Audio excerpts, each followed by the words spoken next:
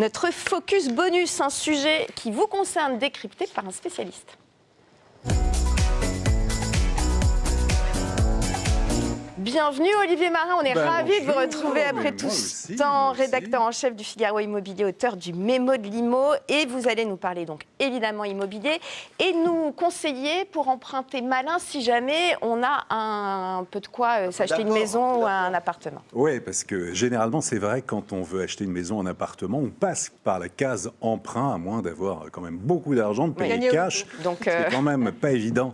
Alors tout d'abord, il y a trois leviers, il y a trois choses où il faut profiter tout d'abord de la faiblesse des taux d'intérêt qui sont historiquement bas. Pour l'instant, on est à 1,44% en moyenne, toutes durées confondues.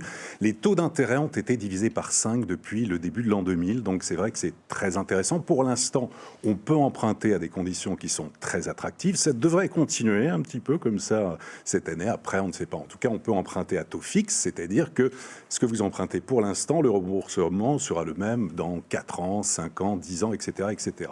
Ensuite, un autre levier, c'est de profiter, c'est la période en ce moment, ce qu'on appelle le temps fort de l'habitat. C'est en ce moment qu'on se projette, beaucoup de gens se projettent pour acheter une maison, un appartement à la rentrée. C'est-à-dire le printemps ? C'est le printemps de l'immobilier un peu, et les banques sont justement intéressées pour à la fois capter une nouvelle clientèle, conserver leurs clients, donc elles sont même prêtes, les banques, à faire encore plus d'efforts en matière de taux d'intérêt. Et puis il y a beaucoup de salons comme ça qui prolifèrent. Et puis il faut profiter du choix, de la possibilité de changer d'assurance emprunteur. C'est très important parce que dans un prêt immobilier, bien sûr, il y a le taux, les taux d'intérêt, mais il y a aussi toute la partie assurance emprunteur, et ça, vous avez maintenant, c'est inscrit dans la loi. Vous pouvez changer, réaliser des économies en passant par un courtier qui vous donne un bon plan de changer. Vous n'êtes pas obligé d'accepter l'assurance emprunteur demandée par la banque, ce qu'on appelle l'assurance groupe. Et puis, alors, c'est aussi emprunter malin, c'est tordre le cou à des idées reçues. Première idée reçue, j'ai pas d'apport personnel, je peux pas avoir de crédit. C'est complètement faux. C'est pas inscrit dans la loi. Il y a beaucoup, notamment de courtiers, qui réussissent à avoir pour des primo-accédants. L'an dernier, il y a 15% de primo-accédants qui n'avaient pas d'apport personnel et qui ont pu accéder, avoir un prêt immobilier, accéder justement à la maison de leur... Non, mais c'est important.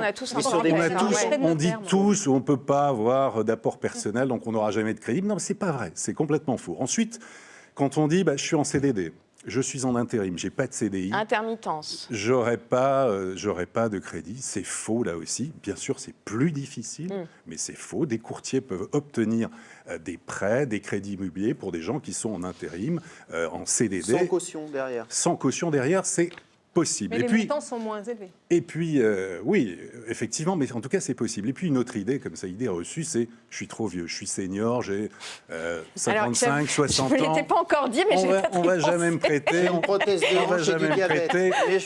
Ça, c'est une idée reçue, c'est complètement faux. On peut avoir un prêt jusqu'à 80 ans. Non, il faut le savoir, c'est-à-dire que vous pouvez emprunter... à 60 ans, vous pouvez encore faire un prêt légalement jusqu'à pendant comme ça une vingtaine d'années. C'est possible. Alors ça, et c'est inscrit dans la loi. Ça, c'est pour les fausses idées. 3 règles d'or. Trois règles d'or, toujours anticipées. Anticipez quand vous faites votre budget. Je sais, Valérie, vous êtes très attachée à ça. C'est les travaux. Anticipez s'il y a des travaux. Anticipez s'il y a des frais annexes. Autre chose, c'est évidemment de comparer les offres, de faire appel à un courtier en crédit. J'en cite 4 très importants. Ils sont excellents. CAFPI, meilleur taux, vous financez et Empruntis, comme ça il n'y aura pas de jaloux, mais ils sont très très bons. Et puis évidemment, regardez du côté des prêts complémentaires, le prêt à taux zéro ou des prêts locaux voire régionaux qui peuvent vous aider à capitaliser. Voilà pour quelques conseils pour emprunter. Mais c'est toujours hyper pratique et merci beaucoup Olivier Marin. Nous,